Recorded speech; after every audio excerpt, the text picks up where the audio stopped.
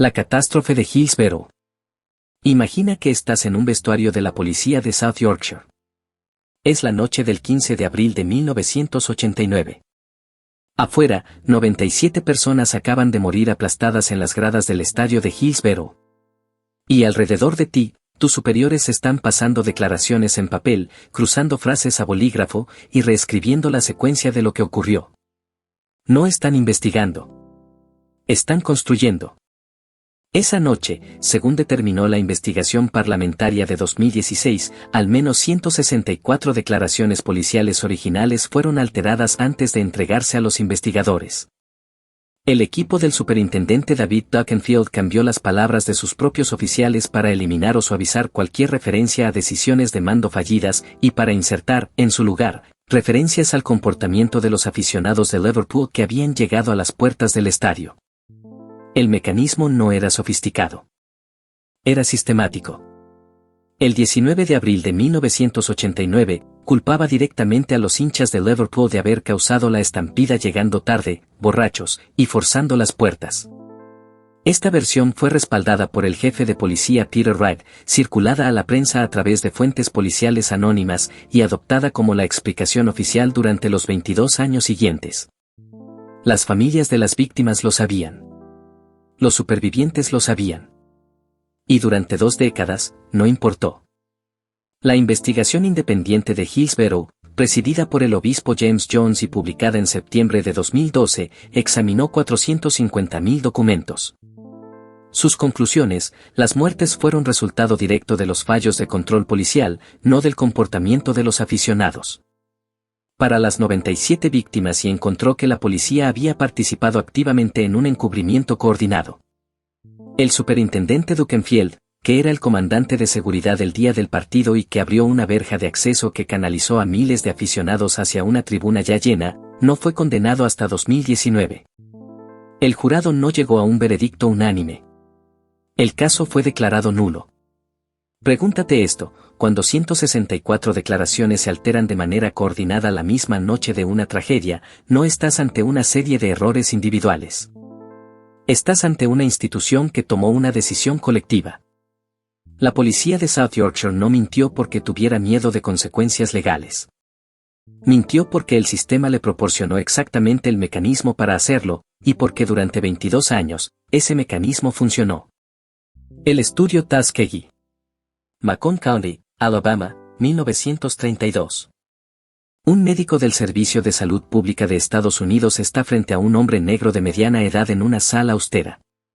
Le dice que el gobierno va a hacerse cargo de que hay tratamiento disponible. Que solo necesita cooperar con el estudio. No hay tratamiento.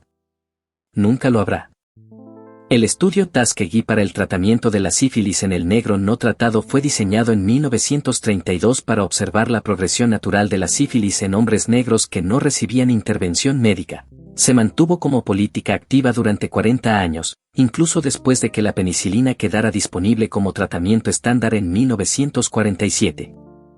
Documentos internos del Servicio de Salud Pública de Estados Unidos, revisados por el historiador James H. Jones para su libro Bad Blood de 1981, confirman que los investigadores discutieron explícitamente si continuar el estudio privando a los participantes de penicilina, y decidieron que sí. 399 hombres con sífilis, 201 sin la enfermedad como grupo de control. Ninguno fue informado de lo que realmente estaba ocurriendo. Para mantener la participación, el gobierno ofrecía comidas calientes, transporte gratuito y dinero para el funeral. Cuando Estados Unidos entró en la Segunda Guerra Mundial y participantes recibieron citaciones militares que habrían incluido pruebas y tratamiento obligatorio de sífilis, los investigadores del estudio contactaron con las juntas de reclutamiento para eximir específicamente a estos hombres del proceso estándar. La evasión del tratamiento no fue un efecto secundario del diseño del estudio. Fue el diseño del estudio. La periodista Jean Haller, de Associated Press, publicó la historia el 25 de julio de 1972. Para ese momento, 28 participantes habían muerto directamente de sífilis. Otros 100 habían muerto de complicaciones relacionadas. 40 esposas habían sido infectadas. 19 hijos habían nacido con sífilis congénita. El estudio había publicado sus propios resultados en revistas médicas académicas durante décadas. Había pasado por múltiples revisiones institucionales. Nadie, en ningún momento de ese proceso, lo detuvo. El presidente Clinton pidió disculpas oficiales en 1997. En ese momento, 8 de los participantes originales seguían vivos. Esas disculpas no cambian una observación incómoda: el estudio no fue un secreto guardado en un cajón. Fue ciencia revisada por pares, publicada, financiada públicamente y operativa durante 4 décadas. La diferencia entre un experimento ético y uno como Tuskegee no fue la visibilidad, fue a quién se le aplicaba. Los archivos de MKUltra. El 24 de enero de 1973, Richard Helms, director de la CIA, ordenó la destrucción de todos los archivos del proyecto MKUltra. El programa había financiado experimentos de control mental en seres humanos durante al menos 20 años, incluyendo la administración de LSD a sujetos sin su consentimiento, privación sensorial, hipnosis, y estudios de tortura psicológica. Helms sabía exactamente qué contenían esos archivos. Por eso los destruyó. Ocurrió que no todos los archivos de MKUltra estaban archivados donde deberían haber estado. En 1977, una solicitud de acceso a la información presentada bajo la Ley de Libertad de Información descubrió aproximadamente 20.000 páginas de documentos del proyecto, no en los archivos operativos de la CIA, sino en un armario de registros financieros de la agencia donde Helms, aparentemente, no había mirado. El investigador John Marks utilizó esos 20.000 páginas para escribir The Search for the Manchurian Candidate, en 1979, la primera reconstrucción documentada del programa. Lo que revelaron fue que MKUltra había operado a través de al menos 150 proyectos independientes, financiando investigación en 80 instituciones, universidades, hospitales, clínicas psiquiátricas, prisiones y operaciones encubiertas en Estados Unidos y Canadá, entre 1953 y 1973. Muchos sujetos no eran voluntarios.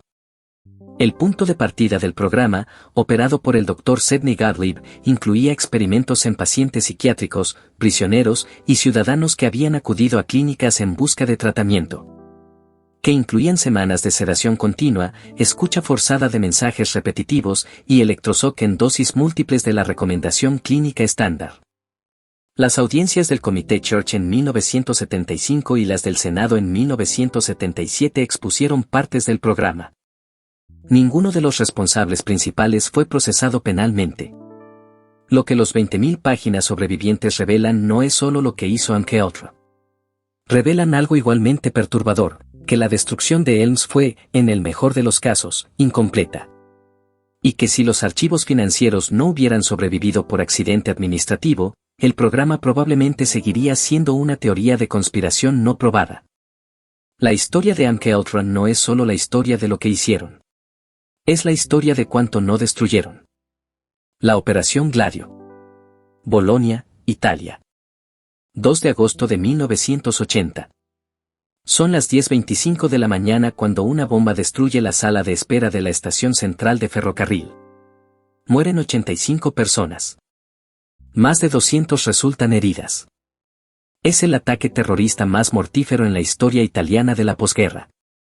Durante años, la investigación oficial señaló a grupos de ultraderecha. El juicio tomó más de una década. Las condenas fueron recurridas, revocadas y vueltas a dictar. Y la pregunta de quién había dado la orden y por qué permaneció sin una respuesta completa. Una red de ejércitos clandestinos financiados por la OTAN que habían operado en Italia y en otros países de Europa Occidental desde finales de los años 40. La red tenía el propósito original de resistencia ante una eventual invasión soviética. Actos de violencia doméstica diseñados para generar miedo y justificar respuestas autoritarias. La investigadora y politóloga Daniela Gansor documentó la red en ejércitos secretos de la OTAN en 2004, basándose en documentos parlamentarios de múltiples países europeos. En Italia, Bélgica, Suiza y otros estados miembros de la OTAN, la existencia de redes similares fue confirmada por los propios gobiernos durante los años 90. La magnitud del hallazgo es estructural. No se está hablando de un agente que actuó por su cuenta. Se está hablando de una arquitectura institucional, financiada por alianza militar, coordinada a nivel multinacional y activa durante 4 décadas, cuya existencia se mantuvo en secreto ante los parlamentos democráticos de los propios países donde operaba. Esto no fue una conspiración de sótano. Fue política de defensa con presupuesto oficial.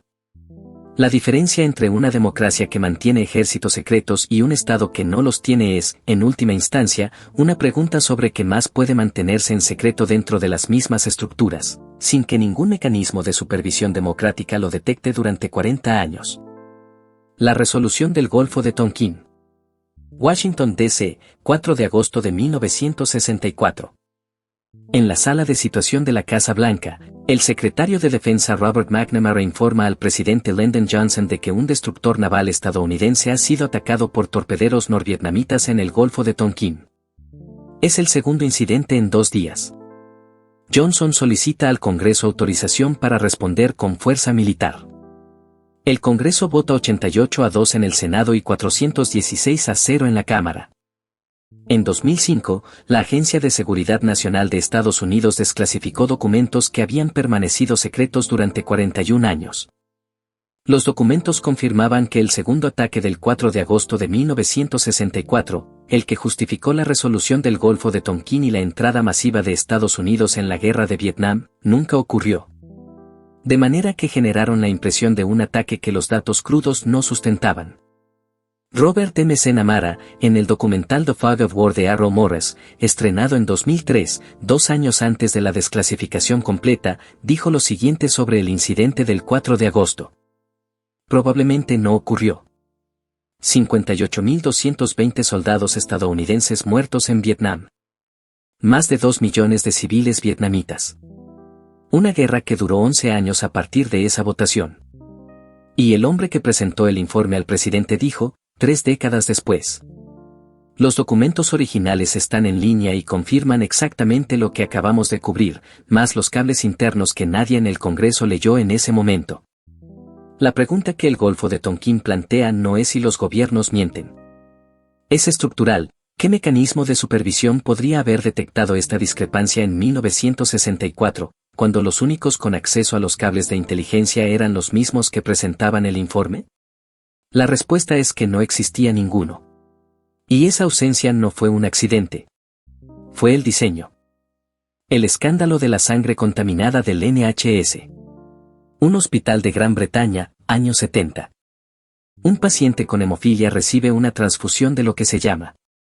El médico no le dice, porque en ese momento no se lo están diciendo a nadie, que este producto se fabrica combinando plasma de miles de donantes diferentes, que algunos de esos donantes son prisioneros en cárceles de Estados Unidos que reciben compensación económica por donar, y que los propios fabricantes saben desde finales de los años 70 que hay riesgos de contaminación vírica que no han sido eliminados del proceso. El paciente contrae VIH. O hepatitis C.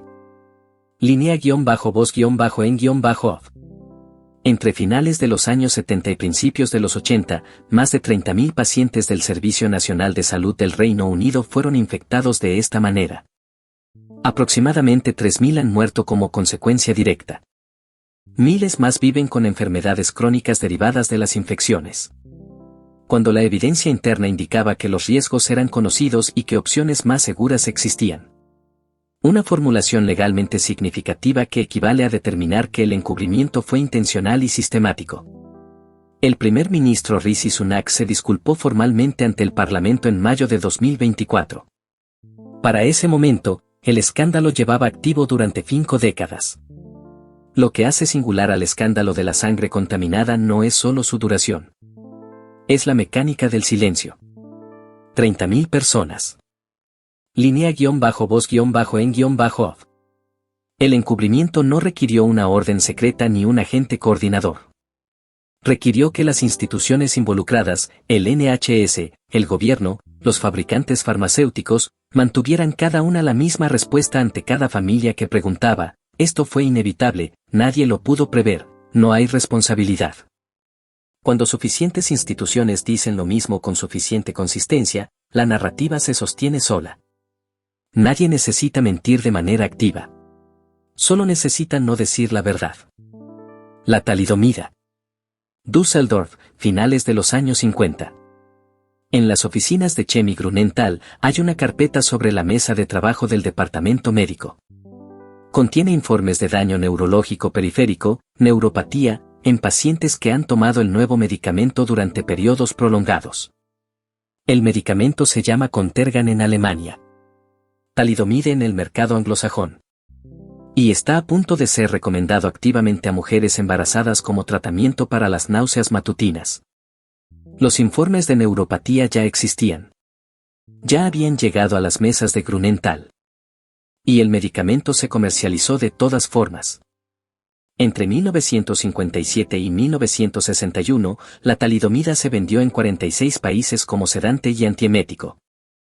Las instrucciones de uso en múltiples mercados la describían explícitamente como segura durante el embarazo. Entre 10.000 y 20.000 niños nacieron con malformaciones severas de las extremidades, focomelia, directamente atribuibles a la exposición al medicamento durante el primer trimestre. Otros miles murieron en el parto o en los primeros días de vida. En Estados Unidos, la doctora Frances Kelsey, farmacóloga de la FDA, rechazó sistemáticamente las solicitudes de aprobación de la talidomida durante 1960 y 1961. Su argumento era simple: los datos de seguridad presentados por el fabricante no eran suficientes y los informes sobre daño neurológico en Europa eran preocupantes. Grünenthal y su distribuidor americano, Richardson Merrill, presionaron a la FDA repetidamente. Kelsey se negó. El presidente Kennedy le otorgó la Medalla al Servicio Civil Federal Distinguido en 1962, la distinción civil más alta de Estados Unidos. La nota de prensa del gobierno mencionaba específicamente que había evitado una tragedia como la europea. Mientras tanto, en Alemania, el Dr. Wedekind Lanz y el pediatra australiano William McBride habían vinculado la talidomida a las malformaciones ya en noviembre de 1961. Grünenthal retiró el medicamento en Alemania el 26 de noviembre de ese año. En varios otros mercados internacionales, la retirada tardó semanas o meses más. La empresa no fue procesada penalmente en Alemania. El caso se resolvió en 1970 con un acuerdo extrajudicial de 100 millones de marcos. El fabricante emitió una disculpa pública en 2012, 50 años después de los primeros casos documentados. Lo que Frances Kelsey representa en esta historia no es heroísmo burocrático. Es la demostración de un principio más incómodo. El único mecanismo que funcionó para proteger a los ciudadanos estadounidenses de la talidomida fue una sola persona con autoridad institucional y la disposición a ejercerla. No fue un sistema de múltiples revisiones. Fue una mujer en una agencia federal que se negó a firmar. El cortafuegos de la democracia, en este caso, tenía forma de burocracia, y dependía de que esa burocracia contuviera, al menos, a una persona que leyera los informes de verdad. La masacre de Rosewood. Florida, enero de 1923. El periodista Gary Moore tiene 23 años cuando encuentra, en 1982, a los primeros sobrevivientes de una historia que el estado de Florida lleva 60 años sin reconocer. Les pregunta qué ocurrió. Les pregunta por qué no lo saben sus hijos. Les pregunta por qué nadie en Gainesville, a menos de 60 kilómetros, ha oído hablar de ello. La respuesta es que el silencio fue el resultado, no el efecto secundario. Rosewood era una comunidad mayoritariamente negra próspera en el condado de Levy, Florida. La semana del 1 al 7 de enero de 1923, una turba blanca de varios cientos de personas destruyó la comunidad completa después de que una mujer blanca de la ciudad vecina de Sumner alegara haber sido agredida por un hombre negro. Ninguna investigación policial abrió formalmente el caso. Múltiples personas negras fueron linchadas o asesinadas durante la semana. Las casas y edificios de Rosewood fueron quemados. Los sobrevivientes huyeron al bosque y no regresaron. La ciudad de Rosewood desapareció de los mapas, del registro oficial, de los libros de historia del estado. El investigador Gary Moore, entonces periodista de la Tampa Tribune, encontró a los sobrevivientes en 1982 y publicó su investigación. Fue la primera vez que el relato completo de lo ocurrido llegó a una audiencia pública. La historia de Rosewood llegó al estado de Florida formalmente a través de un informe académico de 1993, elaborado por un equipo de historiadores de la Universidad de Florida para la legislatura estatal. El informe documentaba el número de muertos, el alcance de la destrucción y el rol del estado de Florida en no haber intervenido.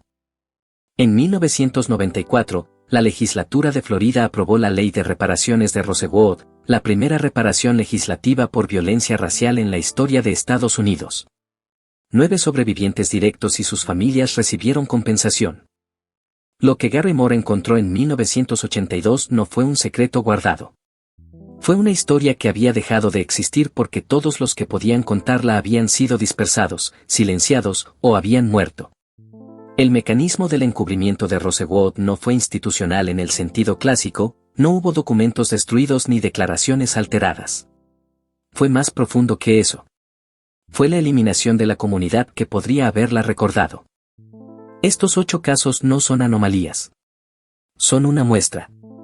Y lo que comparten, más allá de la escala o la época, es un patrón. La institución descubre que tiene algo que perder si se conoce la verdad, y encuentra el mecanismo que tiene disponible para evitarlo. A veces son declaraciones reescritas. A veces son archivos destruidos. A veces es la presión coordinada sobre una agencia regulatoria. A veces es simplemente no decir nada, durante el tiempo suficiente, hasta que los testigos no estén. Pregúntate cuántas versiones oficiales de la historia que aceptas hoy fueron construidas exactamente de esta manera. Lo que cubrimos hoy son 8 puntos en un patrón completo. El patrón completo, cada mecanismo de encubrimiento institucional documentado, junto con los sistemas de manipulación cognitiva y las realidades que los hacen posibles, es el siguiente video.